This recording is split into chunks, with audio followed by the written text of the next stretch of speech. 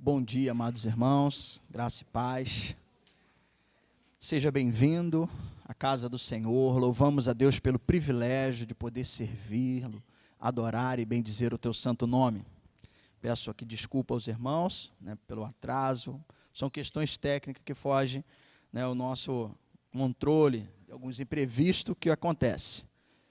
Mas nada nos impede de adorar, de engrandecer e bendizer o nome do Senhor. Só estamos começando um pouquinho mais tarde, mas eu gostaria até mesmo antes de ler o Salmo, que você fechasse os seus olhos, Vamos orar, vamos agradecer a Deus, vamos aquietar o nosso coração, Todos aqui estão trabalhando com o intuito de oferecer o melhor, É muito simples e fácil para mim só chegar aqui, ligar e falar, Mas tem todo um trabalho, os bastidores, podemos dizer assim, que o desejo é de ofertar o melhor. E às vezes acontece alguns imprevistos, mas vamos orar. Senhor, primeiramente, engrandecido seja o teu nome, exaltada a sua presença, glorificado o Senhor dos senhores, e apesar da glória que tens, de toda a sua soberania e poder, obrigado por nos amar, obrigado, Senhor Deus, por nos dar a oportunidade de estar aqui. O Senhor não precisa disso, nós precisamos.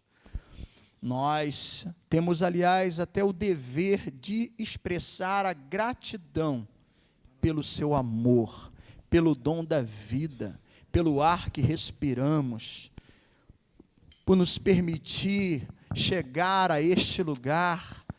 Viemos com as nossas próprias pernas, Senhor. Entramos por essas portas. Olha que dádiva, olha que graça. E além de tudo, Senhor, nós agradecemos, porque o Senhor, pela tua misericórdia, ao entregar o seu Filho, nos propiciou a salvação.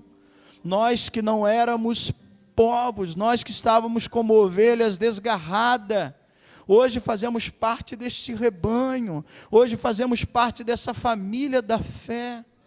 Nós que não somos merecedores, nós que somos transgressores, pecadores, mas como diz lá o texto de Isaías 53, o Senhor levou sobre si as nossas dores.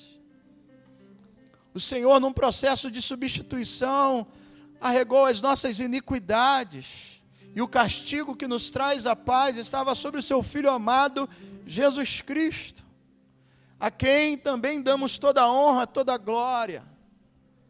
E ao teu Espírito Santo, que habita em nós, que está em nós, e nos conduziu a este lugar, a aqui chegar, para adorar e bendizer a Ti, prestar culto ao Seu nome. Nós não estamos numa galeria ou num auditório de um clube, de um espaço cultural, num estádio de futebol, num salão de cinema, aguardando um show, aguardando um espetáculo, que atrasam. Nós não estamos num consultório médico que pagamos e às vezes também atrasa, mas nós estamos na tua casa.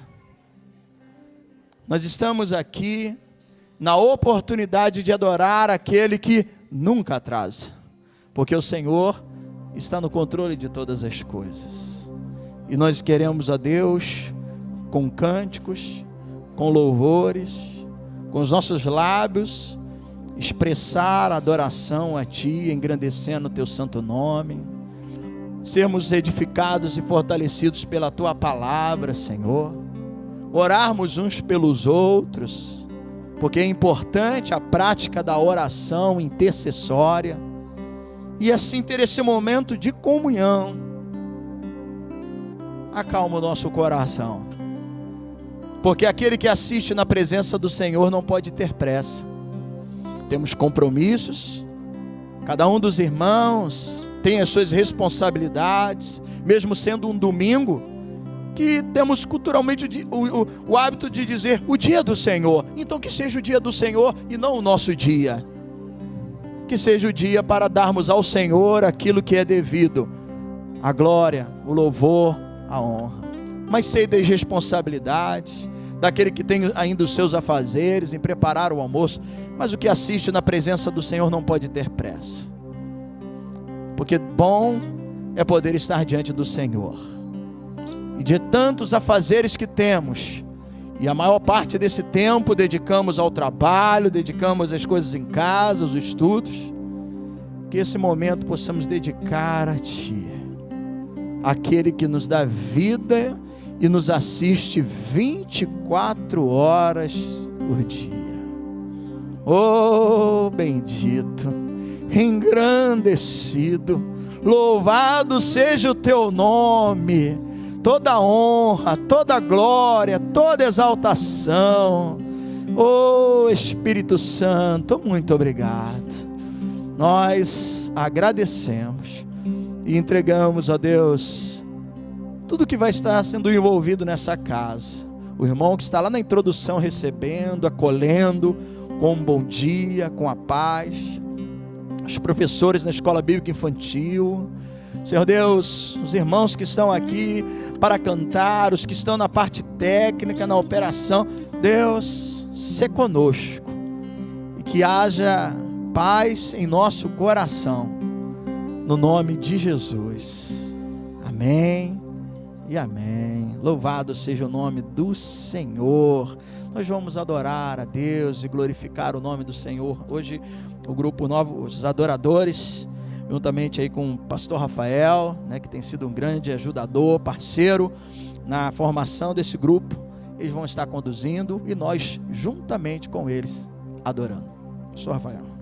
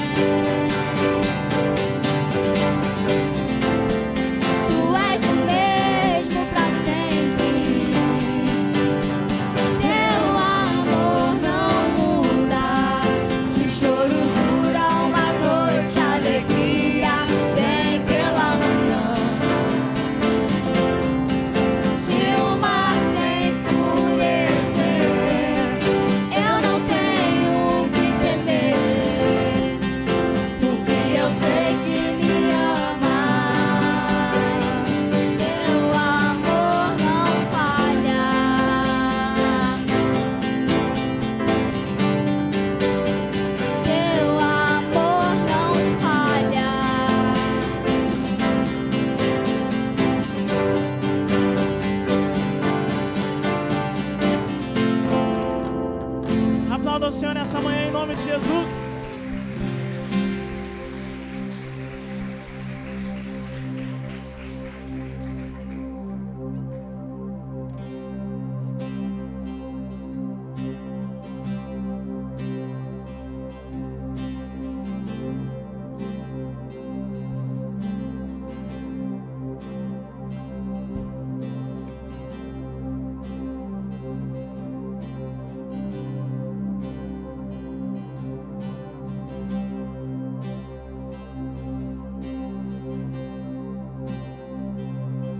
Quão grande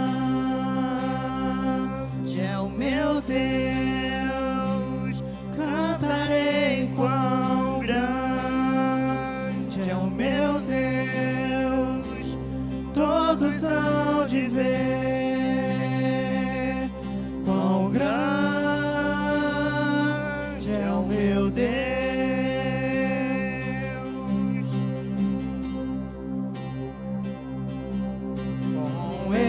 Esplendor de um rei, em majestade e luz, faz a terra se alegrar, faz a terra se alegrar. Ele é a própria luz e as trevas vão fugir, tremer com a sua voz, tremer com a sua voz.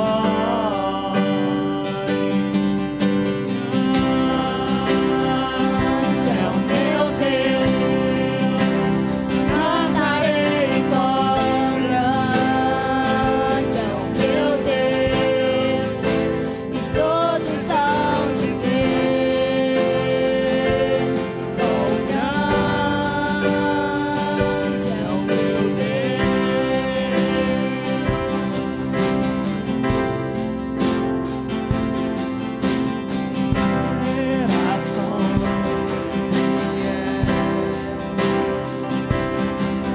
O tempo está nas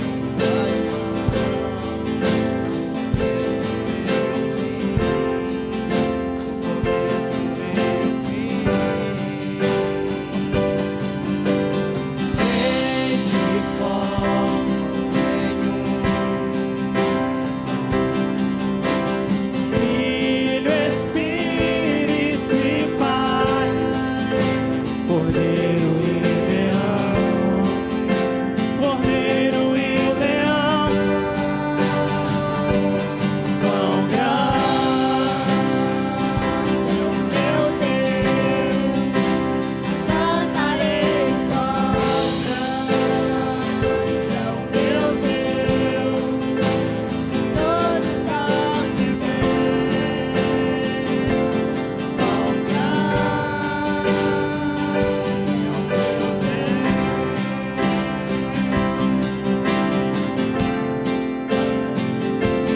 Sobre todo nome é o seu, mas digno de louvor. Cantarei quão grande é o meu Deus.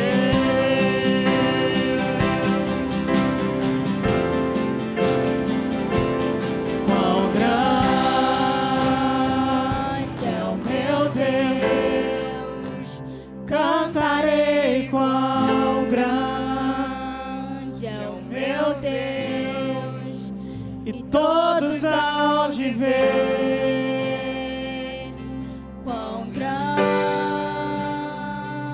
é o meu Deus.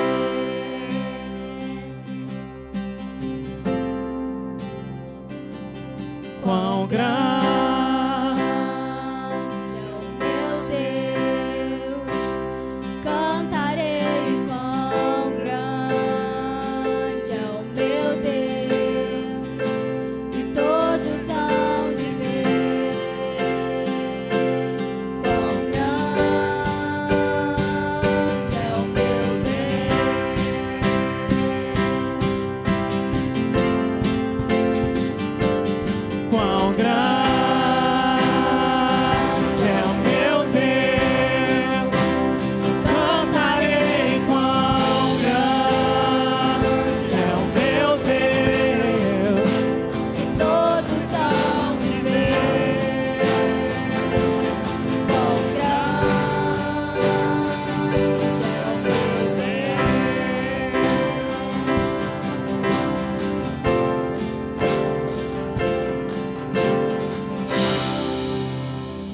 grande, Senhor Jesus.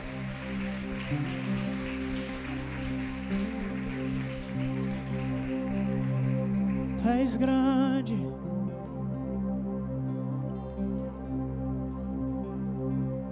Não há outro igual a ti, Senhor Jesus. Não há outro além de ti, Senhor Jesus. Tu és adorado nessa manhã, Senhor. Tu és adorado nessa manhã, Senhor Jesus.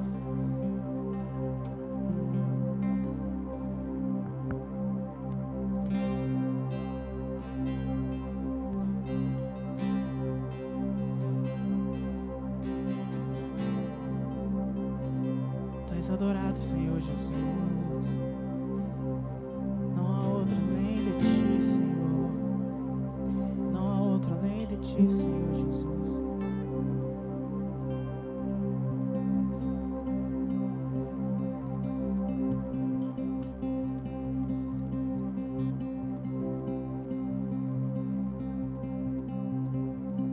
Ao que está sentado no trono e ao Cordeiro seja o louvor,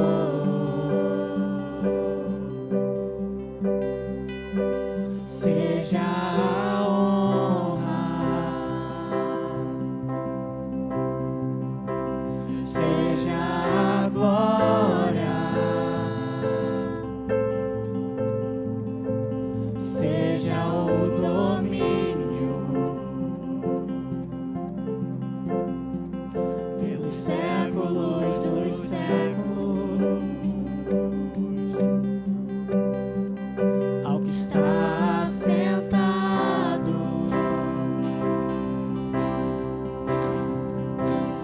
no trono e ao Cordeiro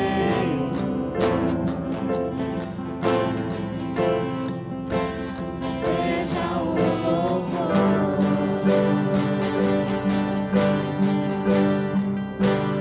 seja a honra, seja a glória, seja o domínio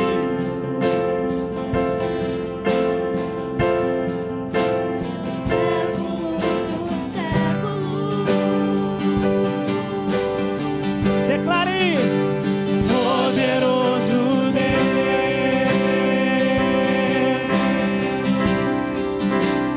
poderoso Deus,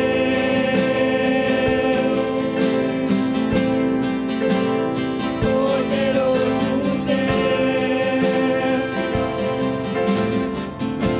Minha alma anseia por ti.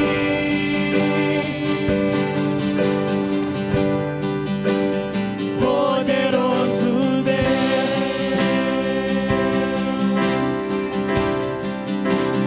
poderoso Deus,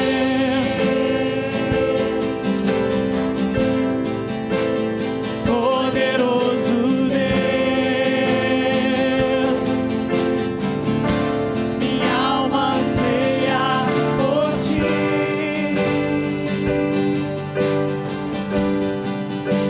Está sentado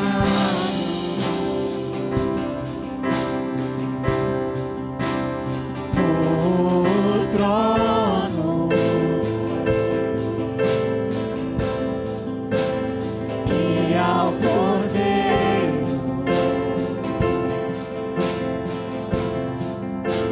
seja o louvor,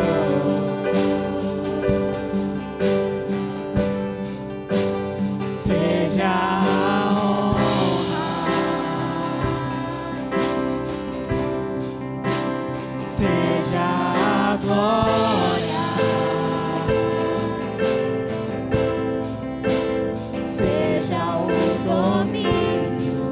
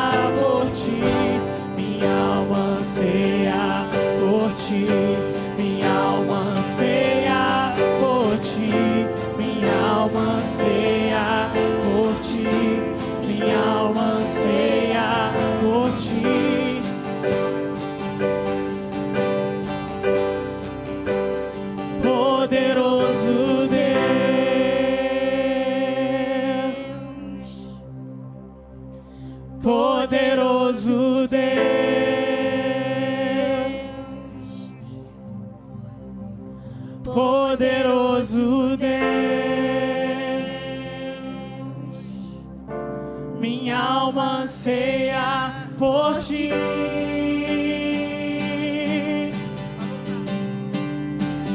Poderoso Deus,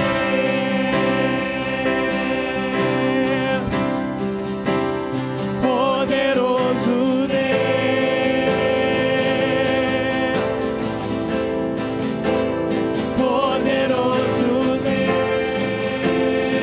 minha alma anseia por ti. Poderoso Deus,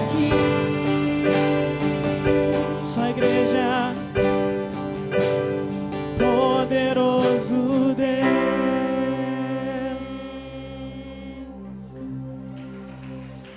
Poderoso Deus, poderoso Deus, minha alma anseia por ti.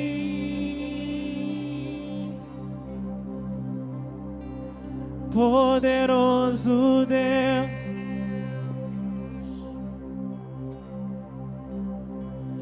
poderoso Deus,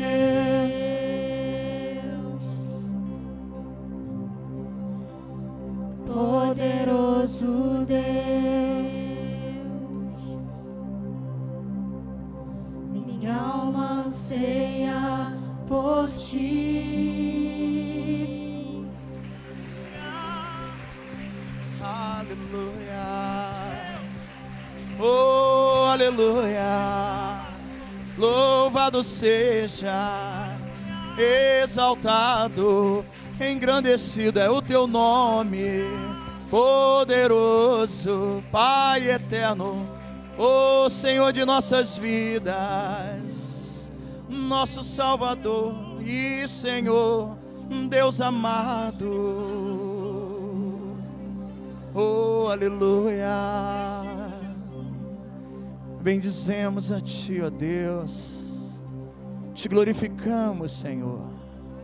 Obrigado por essa oportunidade, obrigado pela provocação, porque quanto precisamos aprender o que é adorar, o que é se entregar em louvor e adoração a Ti. Obrigado pela provocação, porque o Senhor nos provoca a Te exaltar, a Te buscar e Te engrandecer.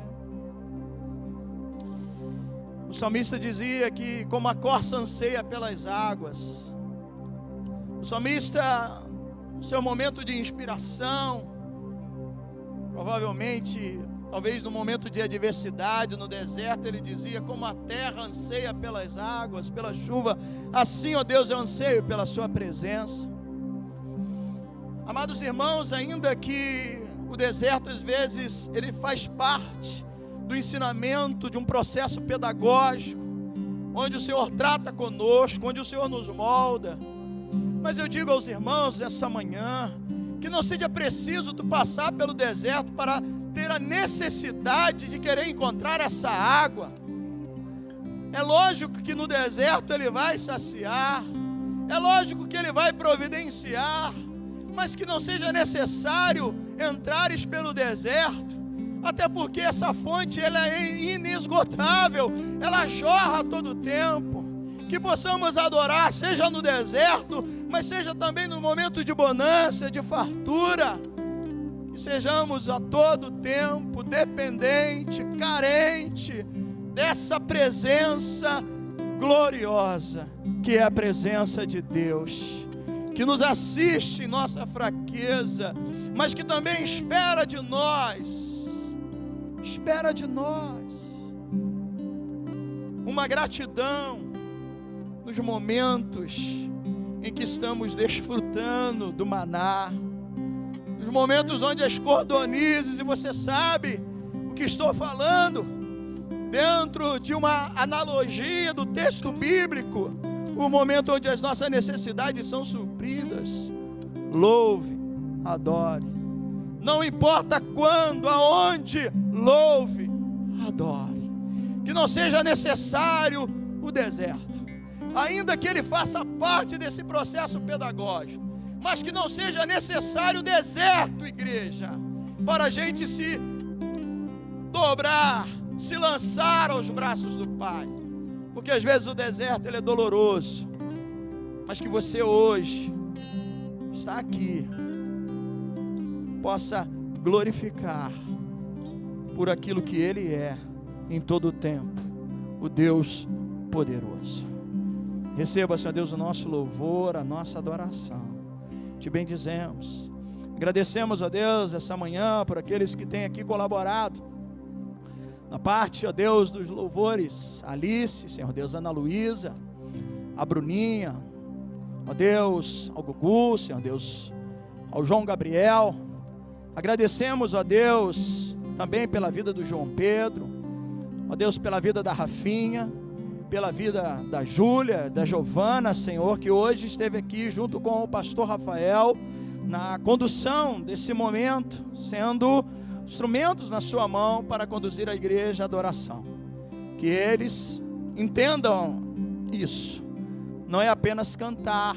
Eu sei que tem que vencer a barreira, às vezes, do nervosismo, da tensão, o medo de esquecer a letra, mas que entendam que o nosso momento é muito mais do que cantar, é se entregar, é adorar, é ver a igreja respondendo, a congregação junto, adorando e te bendizendo. Louvamos a Ti pela vida dos nossos adolescentes, que continue ele sendo uma bênção e desejando estar na Tua presença. Receba adoração e louvor, pois assim te agradecemos. Amém e amém.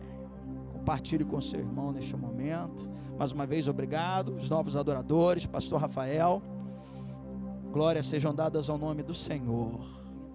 E no final do culto eu tenho aqui alguns pedidos, né, para a gente estar apresentando a Deus de oração. Eu vou deixar para a gente dar continuidade ao nosso culto. Lembrando, próximo sábado que antecede o primeiro domingo, consagração às 7 horas da manhã. Eu sei que domingo que vem é um dia meio que agitado por causa do pleito, das eleições, mas vamos estar aqui orando pelo nosso país, no sábado pela manhã, no domingo pela manhã, Santa Ceia, né? Mais importante de tudo, nós já estamos eleitos pelo Senhor.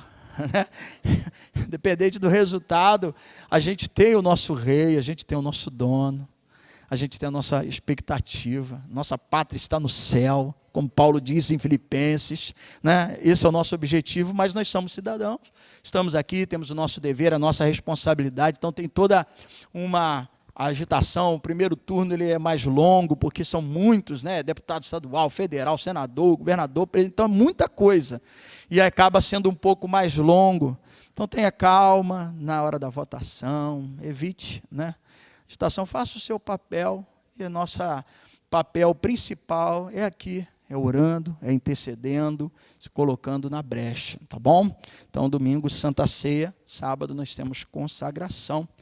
E, aliás, eu peço aos irmãos que estejam orando durante essa semana, depois de um bom tempo, em virtude da pandemia, graças a Deus, esse ano, o nosso retiro de pastores, né, da Aliança Nova Vida, até aqui nós chamávamos de escalada de oração, ele vai acontecer esta semana, e foi bom que foi o período das minhas férias, do meu trabalho secular, deu para eu me organizar e estar participando.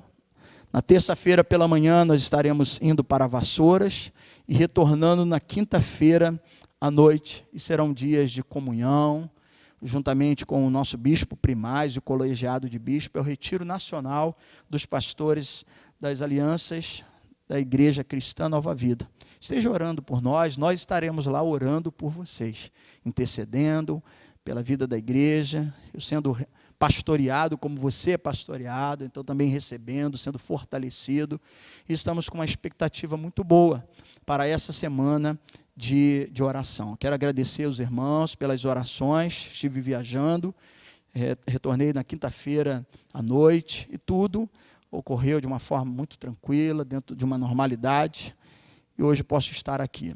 Logo mais, como eu tenho o hábito de dizer, até tanto da nossa denominação, quanto também os amigos, aqui em Paracambi, por ser uma cidade menor, pequena, e a gente tem essa relação com pastores. Nós temos um grupo, a COMEP, que é o Conselho de Ministros do Evangelho de Paracambi, onde nós nos reunimos. Aliás, no dia 8, a reunião da COMEP, dos pastores, vai ser aqui na igreja, nós vamos estar recebendo os pastores do município.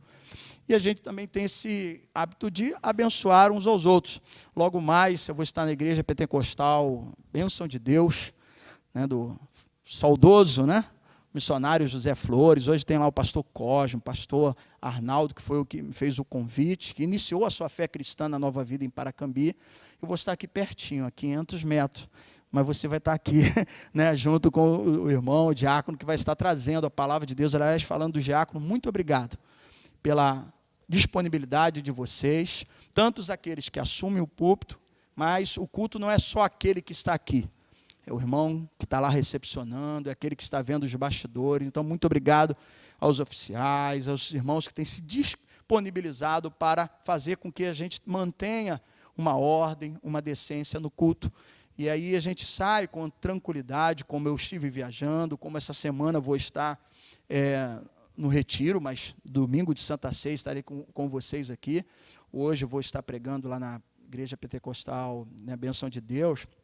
Mas esses irmãos têm sido de grande importância, porque a igreja não é só o pastor, né? E o pastor não é o ser mais importante. O cabeça da igreja é Cristo, né? E a gente tem que ter esse entendimento. A igreja é feita por todos nós, e a participação de todos nós é de grande importância. E falando de participação de todos nós, vamos participar com dízimo e ofertas, vamos entregar a Deus aquilo que lhe é devido, porque também este lugar tem sido edificado, vidas têm sido abençoadas. Nós temos, essa semana vai inaugurar a igreja onde o pastor Danilo, eu ainda me falo a memória, a localidade, ainda que seja na Taquara, mas ele vai estar iniciando, e a gente é parceiro. Que bom que a gente pode abençoar, né? A Bíblia diz, é melhor dar do que receber, e alguns colegas, né, não têm tido a mesma assim, tranquilidade no momento, mas tudo isso Deus permite para que a gente possa socorrer também o outro, e essa igreja tem sido missionária também nesse aspecto, de abençoar os irmãos que estão iniciando o trabalho, né? Então, se você trouxe o seu envelope de casa e desejar trazer aqui à frente, né, eu estaria aqui recebendo das suas mãos e assim entregando ao Senhor aquilo que lhe é devido. Bom, segure a sua oferta, vamos agradecer. Pai, com gratidão, com louvor, com alegria, porque o salmista diz, servir ao Senhor com alegria. E este momento não é um momento de peso, de constrangimento, de dúvida, de medo. Será que vai faltar? Senhor, quando foi que o Senhor deixou faltar? Nós podemos até, em alguns momentos, não ter a quantidade em abundância do que em outros dias. Porém, faltar, a tua palavra diz que jamais. Fui moço e agora sou velho, diz o salmista, e jamais vi um justo mendigar o pão. O alimento, o sustento diário, sempre esteve em nossa mesa, e nós agradecemos. E não estamos aqui pagando, porque não podemos pagar, e o Senhor também não exige isso de nós, mas o Senhor se alegra daqueles que reconhecem a provisão, o sustento que vem do Senhor, e tem alegria, e serve com alegria, e esse é o Espírito entre nós, a generosidade, liberalidade de servir com alegria ao Senhor. Receba as entradas que chegam essa manhã na sua casa, no nome de Jesus. Amém e amém.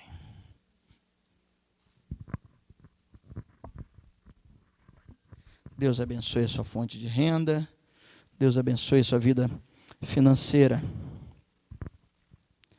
Muito bem, amados irmãos, ao meditar na palavra do Senhor, eu quero concluir essa manhã a segunda epístola, que embora seja tão pequena, mas essa já é a terceira mensagem dentro desses 13 versículos. E hoje nós vamos ler do versículo 7 ao versículo 13 da segunda epístola de João. bem próximo aí de Apocalipse. 2 João, eu vou ler dos versos 7 aos versículos de número 13. Lembrando que quando o livro ele tem apenas um capítulo, não há necessidade de falar capítulo tal, versículo de X a Y. Mas se falar 2 João, capítulo 1, não tem problema não, porque é um único capítulo. Mas nós vamos ver hoje, então, destacar aqui um terceiro aspecto daquilo que nós estamos falando nesses dias, na segunda epístola de João. Na semana passada eu não estive, e hoje eu pretendo concluir. Estamos falando como viver à luz da verdade. A mensagem tem sido esta, e hoje a etapa, vamos falar sobre permanecer na verdade. A igreja precisa permanecer na verdade. Do verso 7 ao versículo 13 diz assim: porque muitos enganadores têm saído pelo mundo afora, os quais não confessam Jesus Cristo vindo em carne. Assim é o enganador, o anticristo. Verso 8: acautelai-vos para não perderdes aquilo que temos realizado com esforço, mas para receberdes completo galardão. Todo aquele que ultrapassa a doutrina de Cristo e nela não permanece, olha só, não tem Deus. O que permanece na doutrina, esse tem tanto o Pai como o Filho. Se alguém vem ter convosco e não traz esta doutrina, não a recebais em casa, nem lhes deis boas-vindas. Porquanto, aquele que lhe dá boas-vindas, faz-se cúmplice das suas obras más. Verso 12 e 13, João vai concluindo dizendo: ainda tinha muitas coisas que vos escrever. Não quis fazê-lo com papel e tinta, pois espero ir ter convosco. E conversaremos de viva voz, para que a nossa alegria seja completa. Os filhos da tua irmã eleita te saúdam. Uma palavra de oração. Deus e Pai, mais uma vez obrigado pela oportunidade de meditarmos na sua palavra.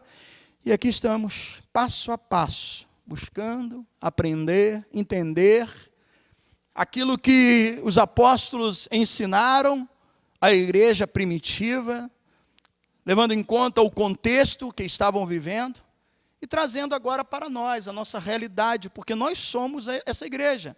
O livro de Atos dos Apóstolos, ele pode ter terminado a escrita ali diante daquilo que Lucas, que foi usado para escrever, mas a igreja ela continua, então de certa forma continua sendo escrito.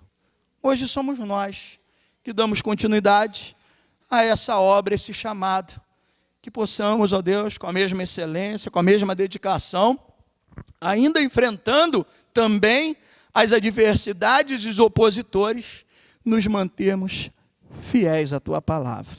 É que eu te peço no nome de Jesus. Amém e amém. Podeis assentar, amados irmãos. Bom, só recapitulando, para a gente chegar no ponto de hoje. Temos visto que João, mantendo a sua característica, ele jamais apresenta ali o seu CPF. Eu, João, vos escrevo, diferente de Paulo, diferente de Pedro, quando então inicia a sua carta, ele faz questão de dizer quem é.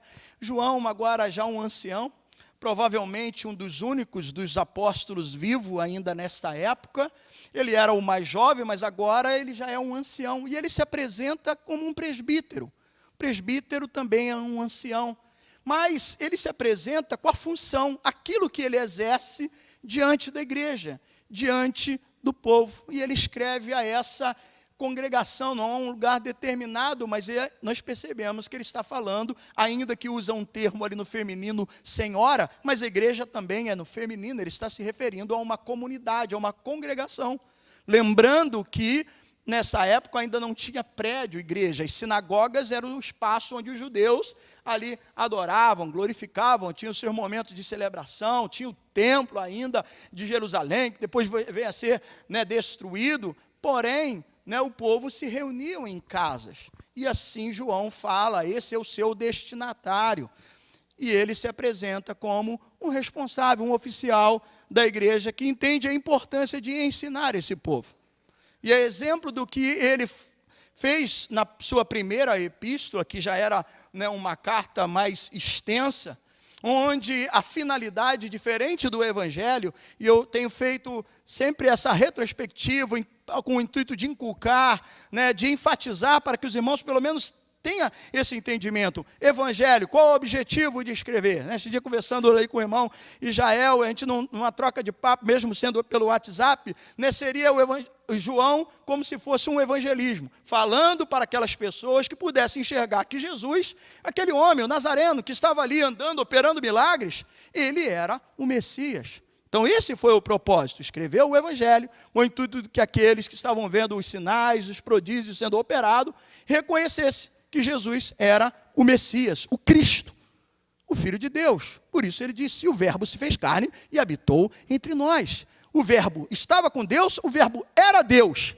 Então o Deus encarnou, ele veio e esteve entre nós. Já a sua primeira epístola, o seu intuito é fazer com que esses que já entendem, que já crê que Jesus é o Messias, para que eles tenham a certeza da vida eterna, né? E eu destaco o versículo de número 13 do capítulo 5 da primeira carta, quando então ele diz, essas coisas vos escrevi, a fim de saberdes que tendes a vida eterna, a vós outros que credes no nome do Filho de Deus.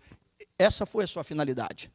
Agora nós temos a sua segunda, onde, de uma forma bem resumida, diga-se de passagem, aqui quase que foi um pequeno bilhete, uma única folha de papiro foi o suficiente para ele escrever aqui, né, essa pequena epístola, né, com 13 versículos que nós vemos aqui. E ele escreveu quase que um bilhete, não uma carta. Quem é que era da época da carta? Né? A maioria, né? Quem não era? João, né? João, Gabriel, escreve carta. A Patrícia, gente, vamos amar uns aos outros. Eu nem sei, né? A Amanda, hoje ainda ensina lá a escrever carta, tem? Porque tem? Maravilha, mas eles devem ficar assim, mas tia, para quê se eu tenho o WhatsApp? Né? Se eu mando aqui direto o recado, pá. Mas a gente tinha o dever de escrever e preencher o envelope, remetente, destinatário, né? E aqui quase que um bilhete, mas um bilhete, igreja, né? Então, principalmente é para quem escreveu carta, com exceção da Patrícia, que não era dessa época, tudo bem, né? Qual o propósito dele? Que isso é importante. Além de destacar as 3 provas, aí agora eu vou provocar, né, a questão de o que você absorveu do que estudamos na primeira epístola. Além de provocar, de falar sobre as 3 provas irrefutáveis, que classifica, que dá para a gente entender quem é o verdadeiro cristão do falso crente, do falso, né, mestre, que eram as 3 provas. Vamos lá? Prova doutrinária. A prova doutrinária está ligada ao quê? A crer. Doutrina é fé. Fé. A prova social, que é o quê? O amor. O amor. João fala aqui de uma forma bem resumida. Na primeira epístola, né, ele vai e volta de novo, com o intuito de enfatizar, de aprimorar, de aprofundar. E aí tem a outra prova, que é a prova moral. A moral é a obediência, a santidade, quando eu coloco em prática aquilo que eu aprendi. João não deixa de falar aqui, mas o objetivo dele, né, nessa pequena missiva é exatamente alertar a igreja acerca da necessidade de se viver à luz da verdade. Aí ele então destaca, nós podemos destacar aqui 3 pontos que nós já abordamos nos 2 domingos anteriores. Primeiro, conhecer a verdade. Segundo, andar na verdade. E hoje eu vou falar sobre permanecer na verdade. Por que ele faz tudo isso? Qual a sua preocupação? Para que a igreja não venha sucumbir diante do cerco dos falsos mestres. Sempre bom lembrar que as suas epístolas têm um caráter, né, doutrinário, sempre uma defesa, uma apologética, né, uma defesa da fé cristã, principalmente por causa dos falsos mestres, que sempre estava ali tentando, né, embutir um ensinamento que não era o ensinamento vindo de Cristo e que os apóstolos, né, por isso a gente lê lá em Atos, e perseveravam na doutrina dos apóstolos. Qual a doutrina dos apóstolos? É a doutrina de Cristo, do Evangelho. Mas, de vez em quando, surgiam alguns que queriam infiltrar, trazer ensinamentos que não pertenciam, com o intuito de tirar o foco, o objetivo, desviar essas pessoas. Então, João tem esse cuidado. Então, nós já falamos sobre conhecer a verdade. Não é suficiente também conhecer. Tão importante quanto conhecer, e é importante ter o conhecimento, erramos por não conhecer as Escrituras, mas não é suficiente estudar a verdade e discuti-la. Precisamos praticá-la. Por isso, nós vimos que é necessário andar nesta verdade. Para João, para o apóstolo, obediência e amor andam de mãos dadas. E o texto de hoje nós vamos falar sobre a importância de permanecer nesta verdade. João, ele faz uma transição agora dos crentes verdadeiros, aqueles que conheciam a verdade, que estavam andando na verdade, para os falsos mestres. Uma transição do trigo para o joio, dos que obedecem à verdade, os mandamentos. Lembrando que quando nós falamos sobre conhecer a verdade, teve ali uma palavra nos 3 primeiros versículos, só na saudação, que se repetiu 4 vezes. Qual foi a palavra? Conhecer a verdade, a palavra foi a verdade, 4 vezes. Aí, os versículos de 4 a 6, a palavra que esteve com mais frequência para dar ênfase à obediência foi mandamento. 4 vezes a palavra mandamento. Então, agora João está fazendo uma transição dos que obedecem os mandamentos para os enganadores. E antes de falar sobre 4 pontos essa manhã, que destacaremos como um alerta, um perigo, eu vou precisar aqui de uma forma ágil. Se você não conseguir, anote para a gente ler um texto, que é sempre bom lembrar. Tudo isso estava previsto que ia acontecer. O que, pastor? Que iam surgir falsos mestres. Quem começou alertando sobre isso foi o próprio Senhor Jesus Cristo. Marcos, capítulo de número 13. Deixa aí, marcado o nosso texto da segunda epístola, e a gente vai lá, e eu vou aqui citar, e de uma certa rapidez, ver aqui alguns versículos. Então, o Evangelho de Marcos, no capítulo 13,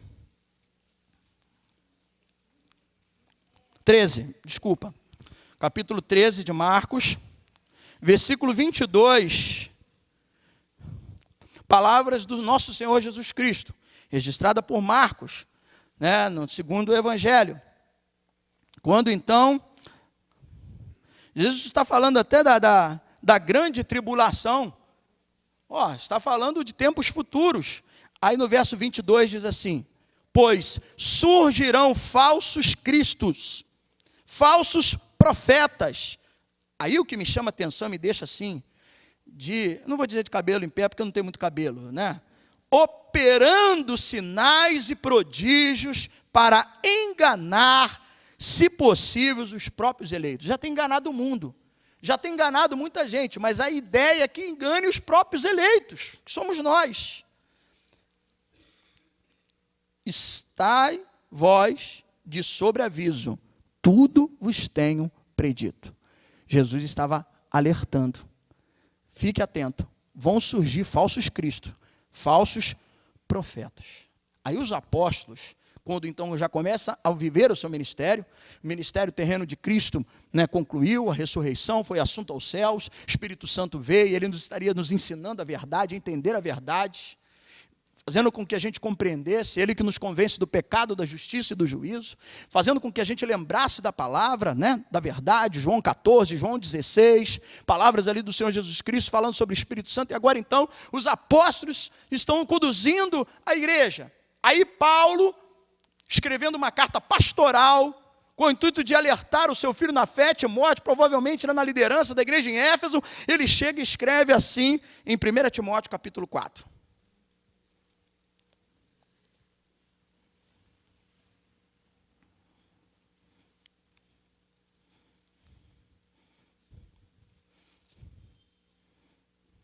Se você não encontrar, você anote, tá bom? Eu vou ler, porque eu quero iniciar com o alerta de Jesus, agora o alerta dos apóstolos, e dar continuidade ao alerta que o apóstolo João também aqui faz, mas outros apóstolos alertaram.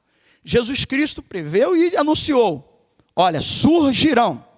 Agora o apóstolo Paulo, escrevendo o seu filho na fé, Timóteo, capítulo 4, da primeira epístola, nos versículos 1 e 2, ele diz assim, ora, o Espírito afirma expressamente que nos últimos tempos, alguns apostatarão da fé, por obedecerem a espírito enganadores, e a ensinos de demônios, pela hipocrisia dos que falam mentiras, e que têm cauterizada a própria consciência. Até aqui. Paulo, então, agora, um apóstolo vai alertando. Assim como o apóstolo Pedro também alertou. Vamos lá já para o finalzinho, aproximando de João, né? Segunda epístola de Pedro. Segunda epístola de Pedro, capítulo de número 2.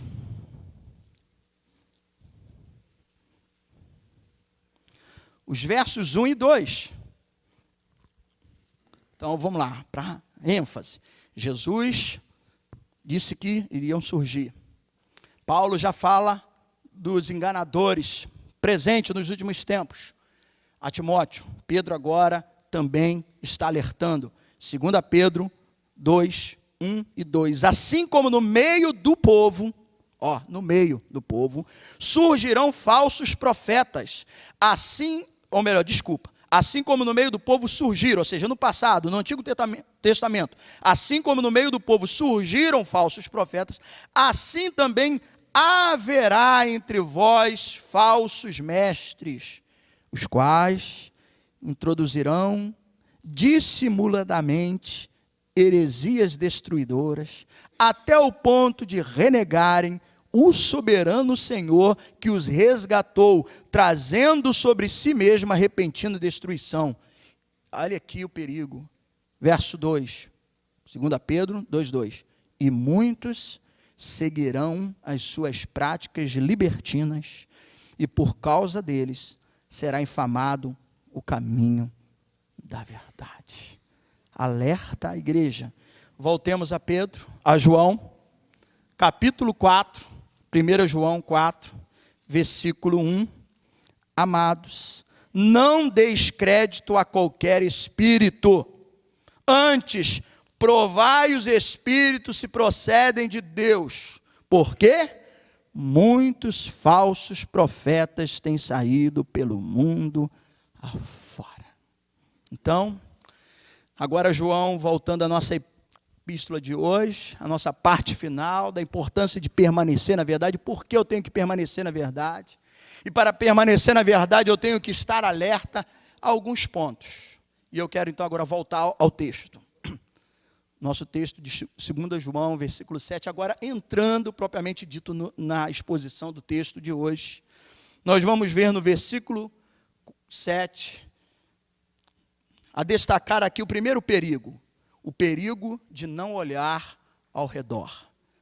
Lendo novamente o verso 7 da segunda epístola de João, que vai dizer, porque muitos enganadores têm saído pelo mundo afora, os quais não confessam Jesus Cristo, vindo em carne. Assim é o enganador, o anticristo. Muitos enganadores têm saído pelo mundo afora. O versículo que nós lemos, o versículo 1 do capítulo 4, né, da primeira carta, também falou sobre aqueles que estavam indo pelo mundo afora. O perigo, em primeiro lugar, que eu quero destacar, o perigo de não olhar ao redor. João está dizendo que não são poucos, ele dá ênfase, ele fala que são muitos enganadores, não são poucos, não é um que surge daqui, outro dali, não, são muitos enganadores. O pastor, né, John Stott, eu concordo quando então ele diz, assim como os apóstolos foram enviados de Deus para pregar o evangelho, para anunciar o mundo e pregar a verdade, assim também os falsos mestres tinham saído para ensinar as mentiras, como emissário do diabo. E o diabo é o pai de quem? Da mentira. Então, John Stott fala sobre isso. Um outro teólogo, Warren Wiersbe, ele diz que uma mentira dá a volta ao mundo numa velocidade tremenda, enquanto a verdade ainda está calçando os sapatos. Por que isso? Exatamente por causa da nossa natureza humana, pecaminosa, falha, daquilo que nós herdamos de Adão, do casal que estava lá no Éden, que se deixaram levar pela conversa da serpente e foram induzidos, iludidos, e foram cobiçados, vamos dizer assim, se deixaram pelas falácias e desvirtuaram da verdade. Essa tendência, a nossa natureza humana decaída, ela deseja crer em mentiras. Isso é do homem, do pecador. E, ao mesmo tempo, resistir à verdade de Deus. E João aqui, então, ele vai chamar esses enganadores de anticristo. Aqueles que são contra a Cristo. Ou que tentam ir além, que se colocam no lugar. João dá nome a esses enganadores. Eles são os anticristo. Provavelmente, na sua época, tinha um homem, Cerinto de Éfeso. Ele era um dos líderes da seita, do gnosticismo, que não acreditavam na divindade completa de Cristo. Repito aqui, qual era a questão dos gnósticos? Eles entendiam que Jesus passou a ser divino no momento do batismo, onde ali João destaca que o Espírito ele viu como pomba, tal. E depois, antes de Cristo ser crucificado, que eles não imaginavam, Deus não pode ser crucificado e morto. Aí o Espírito, ou seja, Cristo se retirou de Jesus e ele deixou de ser divino. Então, era um engano. Eles não acreditavam na divindade completa. E Cerinto era um grande perseguidor. Há uma história dos primeiros, dos pais da igreja, como costumam dizer, homens, alguns que até chegaram a conviver com o próprio João, que numa ocasião, João foi entrar numa casa de banho. No Oriente Médio tem muito isso. Casa de banho. Pouco tempo, cadê a Liliane? Eu vi a Liliane aí. Liliane mandou lá um vídeo falando do banho turco. Que dali, meu irmão, tira tudo que estiver de sujeira, de caraca, sério. Mas no Oriente Médio eles têm o hábito disso, desse banho. E tem uma história, isso é uma história, não está na Bíblia, de alguns desses que conheceram, que conviveram com João, que diz que certa vez João, entrando numa casa de banho para se banhar, quando de repente ele encontra lá Cerinto, e ele saiu gritando, fujam, saiam, corram logo, porque essa casa será destruída, porque ela já está contaminada, essa água aqui não limpa ninguém. Mas fazendo uma alusão o quê? A questão da promiscuidade, de adulterar a palavra, a verdade. Cerinto de Éfeso era um desses líderes do gnosticismo. E o grande perigo da época, levando em conta o contexto, era exatamente o gnosticismo, que entrava, eles davam valor ao que é intelectual, ao conhecimento superior.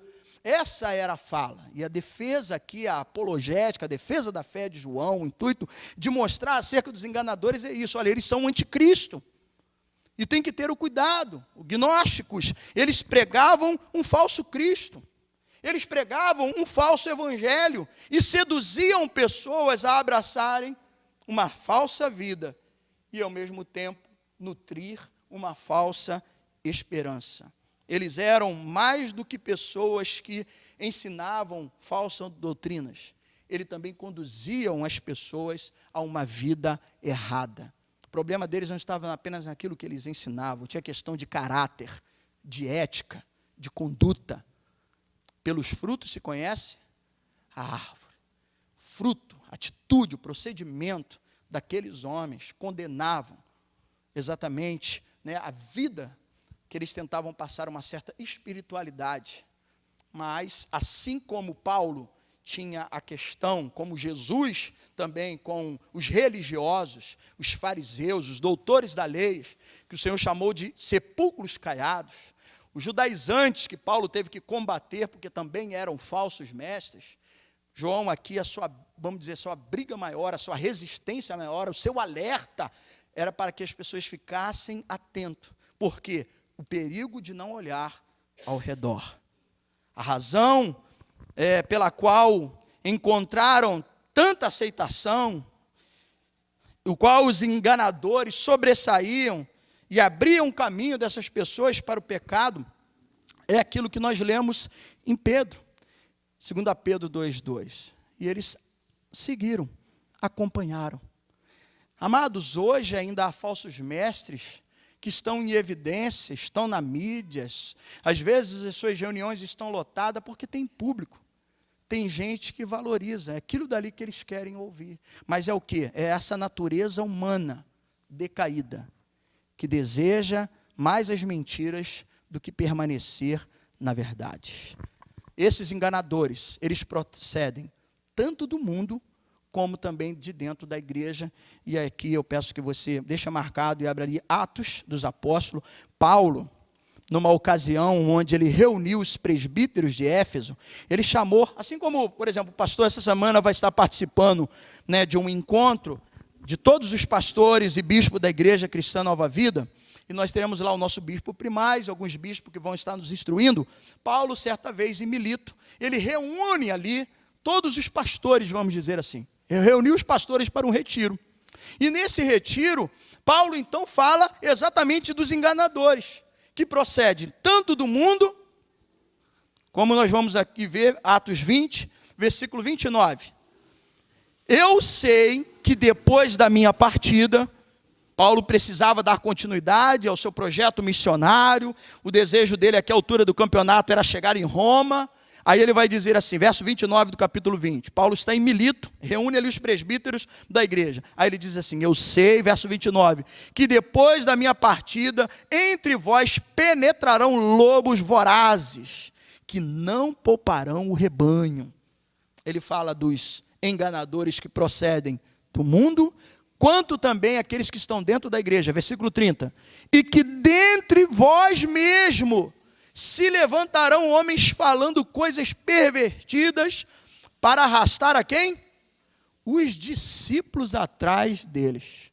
Paulo alerta dos que vêm de fora e daqueles que estão já dentro, com o intuito de enganar. Então, primeiro perigo, o perigo de não olhar ao redor. Amados, quando nós conhecemos a verdade, andamos e permanecemos na verdade, não seremos enganados, levados por qualquer vento de doutrina. Que bom que você está aqui na escola dominical. Ainda que não seja divisão de classe, mas tem esse perfil de ensino, para que você se aprofunde no conhecimento e não seja levado por esses enganadores. O perigo, nem tudo que reluz é ouro. Nem todo milagre é de Deus. Jesus, que falou, nós vimos ali em Marcos 13, 22, principalmente o versículo 23. O 22 vai dizendo, olha, surgirão no meio de vós, com sinais e prodígios, se possível para enganar a vocês, os eleitos, porque os outros já têm enganado. Mas eu preciso conhecer a verdade, eu vou testar. Né? A gente vai julgar a profecia. Ainda que, às vezes fala, não se julga o profeta, mas a profecia, mas pelos frutos se conhece a árvore, também você vai conhecer quem é o profeta. Né? Mas o principal é que você tenha o conhecimento. Porque não é pecado julgar a profecia, aliás, é um dever, é uma orientação julgar a profecia, ou seja, aquilo que está sendo pregado. Profecia, quando eu falo de profecia, não é só um dos 9 dos dons do Espírito Santo que Paulo trata ali em 1 Coríntios 11, não. É principalmente a pregação da palavra, aquilo que você está ouvindo. Aquilo que você hoje ouve com muita frequência, às vezes, na internet. Não, eu preciso de ouvir aqui uma palavra, eu vou ouvir. Ótimo, é bom. Mas, bom desde que você tenha a capacidade de ter também o discernimento de espírito. E a sabedoria, a partir do momento do conhecimento da palavra, andando na verdade, permanecendo na verdade, e assim eu poder identificar se aquilo dali, de fato, é uma verdade. Mesmo que tenha milagres. Mesmo que seja encantador. Mesmo que, às vezes, venha massagear o seu ego. E você, poxa, que está me deixando aqui leve. A palavra, ela confronta. Hebreus vai dizer que ela é uma espada de 2 gumes. Ela penetra, dividindo juntas e medula, ela vem cortando. Por quê, amados? Porque eu e você éramos pecadores. Nós precisamos de ser corrigidos a cada dia. Nós não alcançamos ainda a perfeição. O apóstolo Paulo, depois de tanto tempo de ministério, ele escreve dizendo, não que eu não me julgo ainda ter alcançado a perfeição, mas uma coisa eu faço, esquecendo das coisas que para trás ficaram, prossigo para um alvo. Então, há um alvo, há uma meta, a gente precisa prosseguir. Então, cuidado. Primeiro perigo, o perigo, de não olhar ao redor. O segundo perigo, o perigo de voltar atrás. Verso 8, lá do texto. Aí, veja, a palavra ela é forte, é um alerta. João vai dizer, verso 8 da segunda epístola, que é o nosso texto base.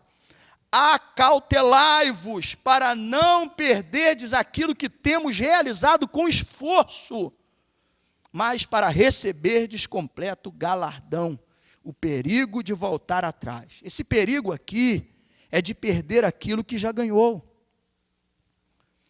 Qual a ideia do falso mestre? Eles dizem oferecer algo novo. Eu tenho aqui uma nova visão.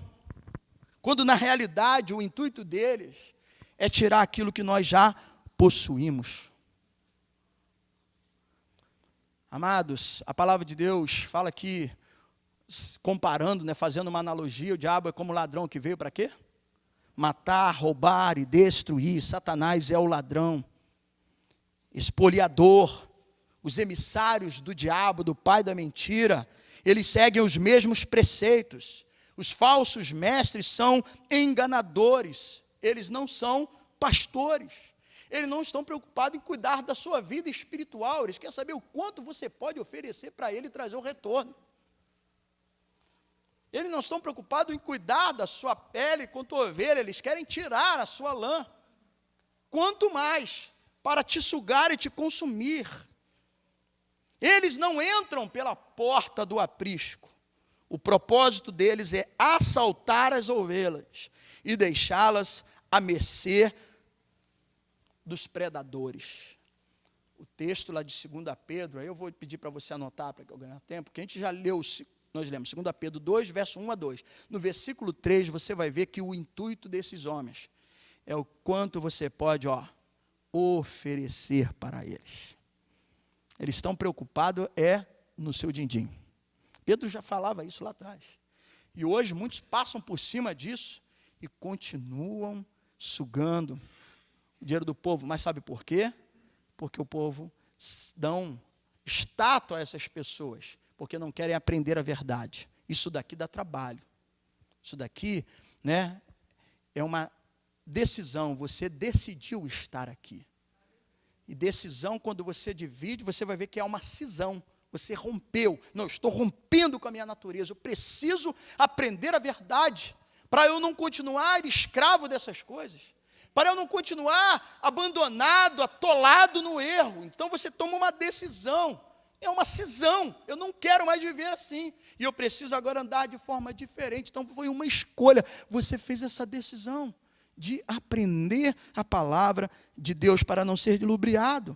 E o desejo de João aqui, como um pai espiritual, como um presbítero, como um ancião, como nós vimos na primeira carta, como um pai que conduz o filho, quando ele chama filhinhos, amados meus, o desejo de João é que seus filhos possam então receber pleno galardão. Jesus, amados, ele disse à igreja de Filadélfia, usando o próprio João, que além de ter, escreveu o evangelho, o quarto evangelho, escreveu as 3 epístolas e também foi usado na ilha de Patmos para ali receber a revelação do Apocalipse. Mas as palavras de Jesus Cristo, a igreja de Filadélfia, quando então João recebe a revelação, no capítulo 3, versículo 11, diz assim: venho sem demora, conservas o que tens, para que ninguém tome a sua coroa. Amém, igreja? Está alerta. Conservas o que tem. Conserve o quê? A verdade. Conserve os preceitos, os princípios, que são fundamentais, para que ninguém roube o seu galardão. E aqui eu faço uma observação. João aqui, preciso deixar bem claro que o pensamento do apóstolo não é sobre a perda da salvação, mas a recompensa, o galardão pelo serviço fiel. Verso diz, fica claro, para não perderdes aquilo que temos realizado com esforço para recebermos o completo galardão. E muitos, induzidos, levados pelos falsos mestres que não está interessado, né, em acrescentar, mas sim tirar o que você tem conduzido e levado muitas pessoas a perder o seu galardão. Então, o segundo perigo de voltar atrás. O terceiro perigo, o perigo de ir além. Olha o versículo 9 do texto de origem. Todo aquele que ultrapassa, presta atenção nessa palavra, todo aquele que ultrapassa a doutrina de Cristo e nela não permanece, o que está dizendo aqui? Não tem Deus. O perigo de ir além. A palavra aqui no original, no grego, é proagon. Ir além. Esse é o sentido da palavra. A origem dessa palavra, que quando ele fala aqui de ultrapassa, a palavra no original do grego, proagon, é ir além. Talvez uma referência até de certa forma, se a gente levar em conta o contexto, João estava tendo como opositores da verdade quem mesmo? Os gnósticos. Esses eram os falsos mestres da época. Então, de uma certa forma aqui, levando em conta o contexto, a referência aqui ela é até sarcástica ao caminho do qual aqueles falsos mestres, que eles se orgulhavam de oferecer o ensino superior. Assim eles se achavam. Mais intelectual, nós temos um conhecimento mais profundo, sobrenatural.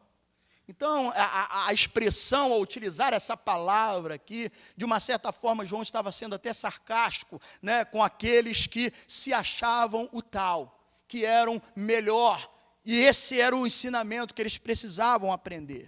E João, então, alega que eles, né, alcançaram, eles avançaram, eles foram além da fronteira da fé verdadeira, a fé cristã.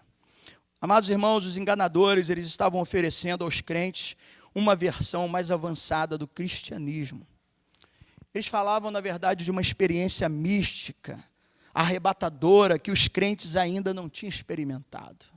É triste quando ainda vemos em nossos dias alguém dizendo, eu recebi, o anjo me visitou, e eu recebi agora uma nova visão para a igreja. Uma nova revelação, uma nova unção. É triste. E muitos acabam embarcando nessa furada. Porque o que nós temos aqui já é o suficiente para nós alcançarmos e chegarmos ao nosso objetivo. Mas isso mexe com a gente. Uma nova unção, cara. Isso aí que maravilha, uma nova revelação. Eu preciso, porque nós gostamos dessas coisas. Também somos um povo místico.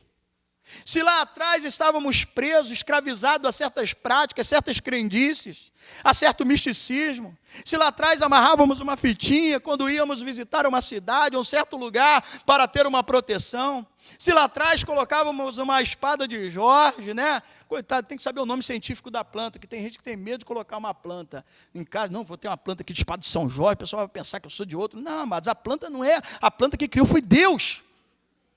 Né? Aliás, esse dia tinha uma aqui na igreja. Eu deixo ali, para que os irmãos não tenham esse problema. Né? Tem que saber o nome científico, mas a gente fala que é a espada de São Jorge, né? Não corta nada. Mas lá atrás a gente vivia, botava uma figa na gaiola de passarinho para proteger o olho gordo do outro. Aí estava lá. Tinha aquela grandona assim na porta, assim, ó. Aí hoje a gente chega no Evangelho, você está atrás da água benta, do óleo ungido, do sabonete que cura a Covid, do grão, amados, nem com a tragédia de morte de tantas pessoas, os ditos apóstolos, tiveram a vergonha na cara, e ainda trouxe uma semente que cura da Covid, mas por que os tempos deles estão cheios? Porque não querem conhecer a verdade, querem emoção, querem empolgação, querem só choro. E é preciso a gente voltar para a verdade, porque senão esses falsos mestres vão continuar enganando, e se possível, os eleitos. Porque nós queremos coisa fácil. Nós não queremos ser confrontados com a verdade. Por isso estar aqui é uma decisão. É uma cisão. Eu não posso mais viver iludido por essas coisas. E eles estão aí. E as pessoas estão atrás por causa de uma nova visão. Então é isso que eles focavam, exatamente isso. O perigo de ir além dos limites da palavra de Deus, é como diz o reverendo Hernandes Lopes, é acrescentar a ela as novidades criadas no laboratório do engano. Esses homens são do diabo. No laboratório do engano, eles articulam essas coisas e aprisionam as pessoas. E ali esfolam as pessoas, são espoliadores. Esse é o papel do diabo, veio matar, roubar e destruir, e levam fortunas de pessoas. Uma coisa é você ser generoso, em se alegrar e abençoar a obra missionária e contribuir de forma livremente. Outra coisa é você induzido por uma pressão, colocar em jogo até o comprometimento da sua herança, da sua família, e doar os prédios, as suas dependências. Olha os absurdos que a gente vê, os escândalos nos jornais. Os parentes estão tentando reaver, porque as pessoas chegaram lá e doaram tudo. Não foi lá o testamento, ou seja, deixa aqui o testamento de tudo que você tem. Amados, você não pode ser preso. O amor ao dinheiro é a raiz de todos os males. Mas você também tem um objetivo de abençoar os seus filhos, os seus netos. Mas os espoliadores, eles tentam consumir tudo que você tem. Tudo que você tem. E por que esses lugares estão cheios? Porque exatamente o que a pessoa quer ouvir é isso. Ela quer ter uma nova visão, uma nova revelação. E estão assim, sedentos pelas novidades.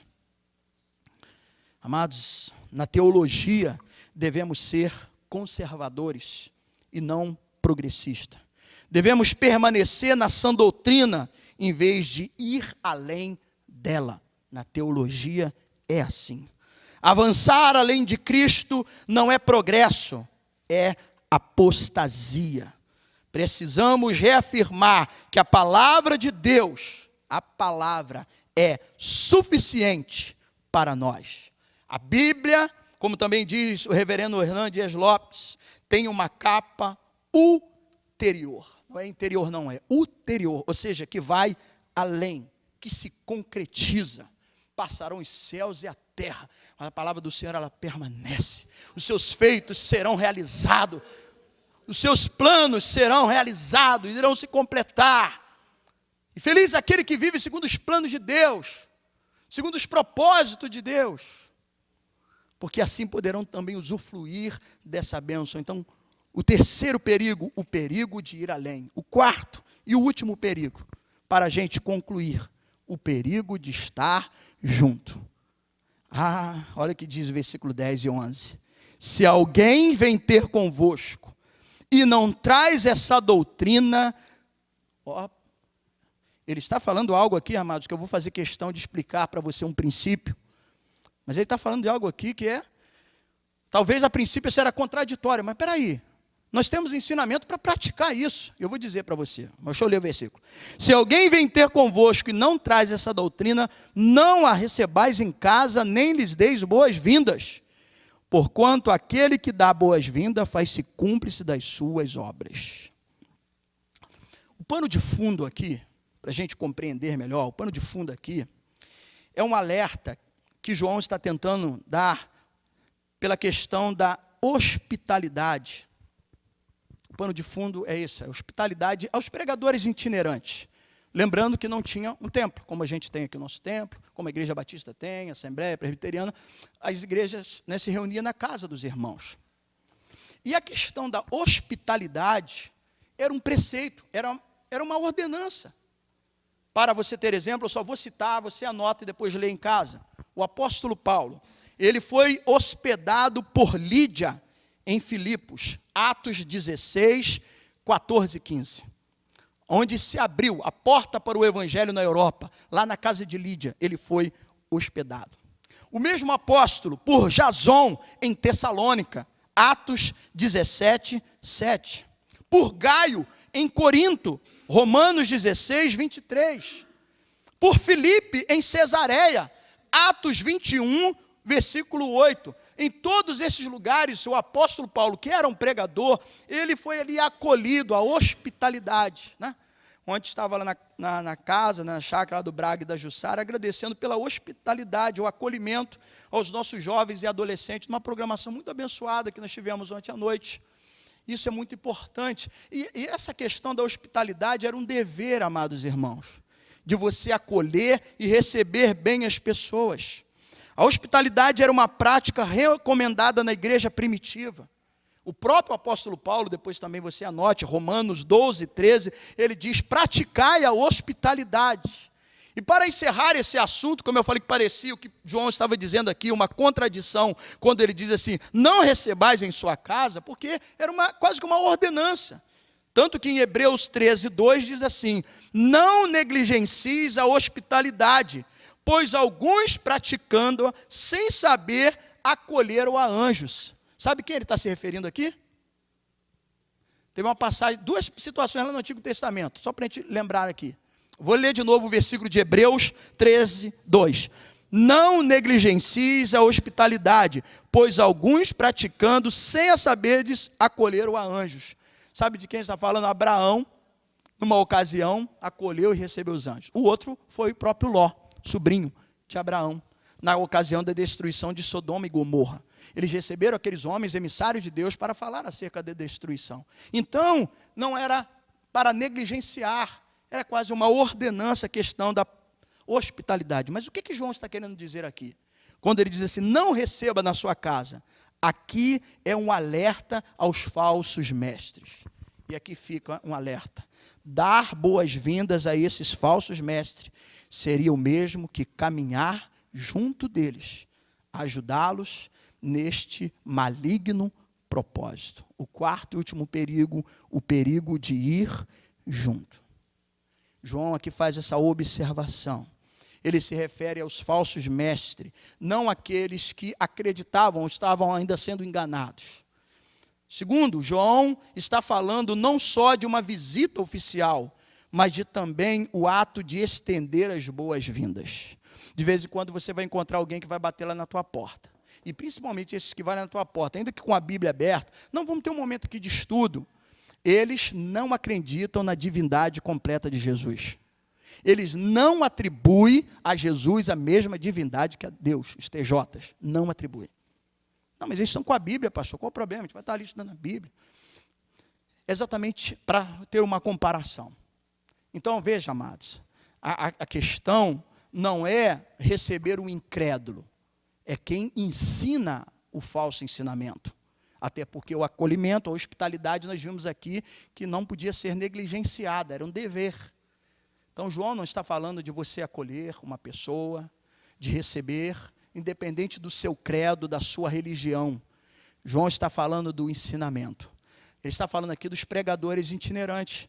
Eles chegavam. Paulo foi recebido por, como eu repito, por Lídia, depois por Jason, em Tessalônica, por Gaio, em Coríntios, por Filipe, em Cesareia. Eles assim iam, os pastores, os apóstolos, as pessoas reservavam. Não, apóstolo João, passa essa noite aqui em casa. Vá lá lavar o seu pé, a sua mão, vou preparar aqui uma janta. Já temos lá o quarto arrumado, o senhor dorme, fica aqui. E amanhã vai ter o culto aqui de manhã, só vai pregar à vontade e depois vai almoçar aqui com a gente. Então, João aqui está alertando sobre os pregadores itinerantes que ensinavam o falso ensinamento. Hoje, dificilmente você tem, né, esse hábito. Recentemente, no nosso aniversário da igreja, dois amigos, né, eu vi a necessidade pela distância, preocupado com o perigo, né, do deslocamento. Alguns lugares no Rio de Janeiro é perigoso, nós temos irmãos aqui que são militares e sabem algumas regiões. Então, uma vez que esses irmãos deixam a sua igreja, moram distante, o que eu fiz? Eu paguei uma hospedagem para eles aqui no hotel, né, em Paracambi. É o mínimo que eu podia fazer para poder eu pensar na preservação, na vida do irmão, para evitar algum acontecimento. Eu já fui também recebido assim, em alguns lugares, quando eu pude ir, por exemplo, em Lote 15, é uma região meio, para quem conhece, né, meio complicado. Então o pastor Josenildo, lá quando eu estive lá à noite, junto com a minha esposa, ele pagou um hotel, cheguei lá, depois ele foi me pegar na porta do hotel, fui para o culto, saímos para jantar, depois ele me levou de novo, por causa da questão da proteção. A gente pode fazer isso. Quando não se pode fazer isso, tem irmãos que fazem isso. Acho que o Braga já fez muito isso, né? Quando era da congregacional, vinha os conferencistas, e ele abrigou na casa dele. Então, não tinha na época também hotel, e quando não, a igreja não tem condição de oferecer essa comodidade, e o irmão tem uma casa maior, um quarto, ótimo. Lembra do profeta, que a irmã pediu para que o marido fizesse, né, um quartinho para o profeta ficar? Então, isso é algo que era benéfico. Jesus mesmo falou sobre isso. Olha, quando, né, me fizeste isso, quando você me acolheu um necessitado. Então, não é isso que João está falando. João está alertando sobre os falsos mestres. Hoje, dificilmente, você vai ter esses pregadores itinerantes. Porém, no celular, na televisão, na internet, ele chega na sua casa. E quando você dá vazão, João está falando aqui no versículo 11, porquanto aquele que lhe dá boas-vindas, às vezes você está dando boa-vinda a essa turma na tua casa, através da televisão, faz-lhe cúmplice das suas obras maus. Você está sendo parceiro, você está andando junto com o erro, você está ajudando a promover o erro. Mesmo que daqueles 50 minutos, dos 45 minutos ele pregou só a verdade, mas os 5 minutos foi ruim. Quantos lembram do veneno de rato? Qual era o percentual? 10% era veneno, o restante tudo bom, irmão José? Então eu vou comer. Você come veneno de rato? Mesmo sabendo que só 10% é veneno, 90% é milho, outros alimentos? Duvido. Então, fica aqui o alerta do quarto e último perigo de não andar junto. Porque quando você permite isso entrar na sua casa, você está sendo cúmplice do mesmo mal. E a gente precisa estar atento. O motivo de oferecer hospitalidade aos que não trazem a doutrina de Cristo é que dar boas-vindas a eles, a esses mestres dos enganos, seriam tornar-se coparticipantes com eles e cúmplice das suas obras más. João conclui aqui a carta, e aqui eu fecho. João é tremendo no que ele diz aqui. Versos 12 e 13. Ainda tinha muitas coisas. Eu também tinha, irmão. Muita coisa para falar com vocês hoje. Mas a gente teve a questão do problema técnico no início, atrasou um pouco. Ainda tinha muitas coisas que vos escrever. Eu tinha para falar. Não quis fazê-lo com papel e tinta, diz João, pois espero ter convosco e conversaremos de viva voz, para que a nossa alegria seja completa. Os filhos da tua igreja eleita te saúdam. Ele passa da instrução ao anseio da comunhão. O seu desejo vai além de ensinar. João queria aquela coisa de tete a tete, olhos nos olhos. Ele diz, espero fazê-lo não com tinta e papel, mas de viva voz, boca a boca. Gente, eu quero tomar um café com vocês, quero bater um papo com vocês. Então tem certas coisas que eu quero conversar junto. Sabe por quê, irmãos? Isso daqui, nada substitui isso daqui. A ceia começa na comunhão, não existe ceia online. Jesus pegou o pão, partiu, deu aos discípulos, eles foram comer ali. É isso, é comunhão, é gente com gente. Não deixei de congregar, como é o costume de alguns. Ontem, o Wallace trouxe essa palavra para os jovens lá, no encontro dos jovens. Isso daqui é fundamental. O que João estava dizendo era isso. Eu sei do meu papel como pastor, de escrever, de instruir, de ensinar.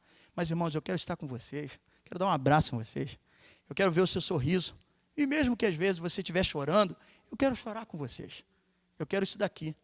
Olho no olho. Eu quero apertar a tua mão. Quando acabar o culto, não é intervalo não. A gente está apertando a mão para proferir uma palavra de bênção.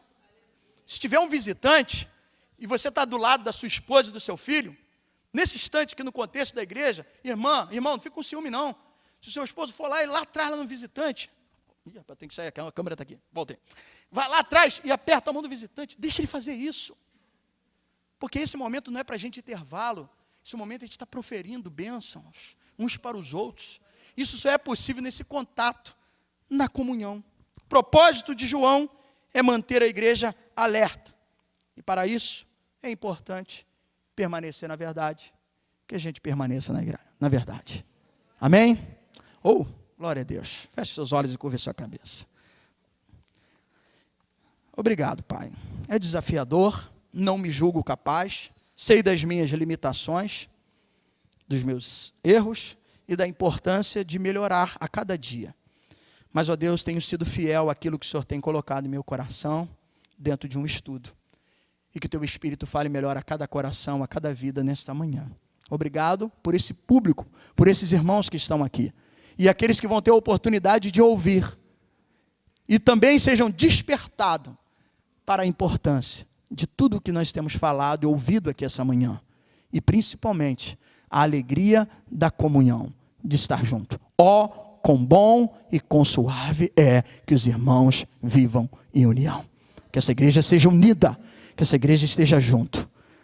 Não dos falsos mestres, mas dos irmãos da fé, dos eleitos de Deus. No nome de Jesus. Amém e amém. Glória a Deus. Irmãos, vamos ficar de pé. Quero aqui reforçar a importância de orarmos pelo Felipe. Ele está no momento entubado, é um processo crítico. E a gente precisa estar orando, intercedendo. Eu quero orar pela irmã Georgina, que vai submeter a uma cirurgia terça-feira. Não é isso, irmã Georgina? Terça-feira. Quero orar pela Marina, que vai estar representando, né, ali o polo de saúde mental no que se diz respeito aos usuários. Né? Porque tem os técnicos, não é isso, Renata? Me ajude aí. Né? Nós tivemos a conferência municipal, teve a conferência setorial, né, da região, estadual, e agora vai ter a conferência nacional, lá em Brasília.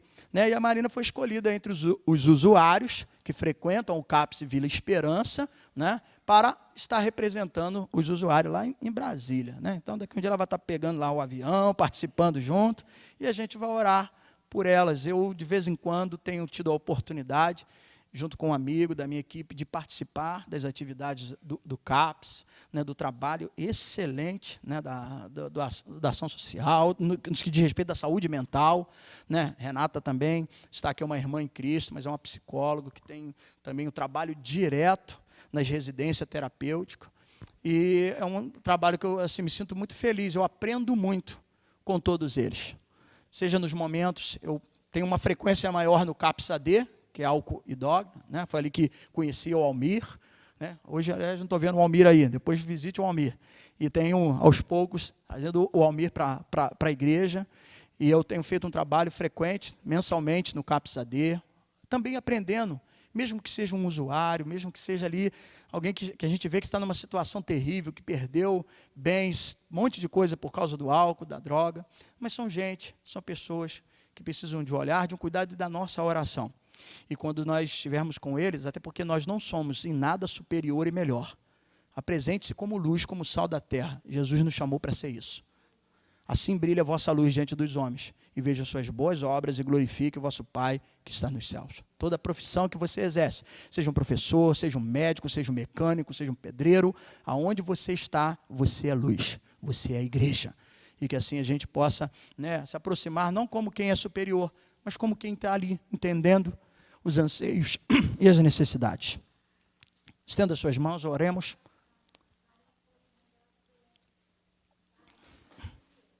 Ah, tá. Priscila está doente, vamos orar.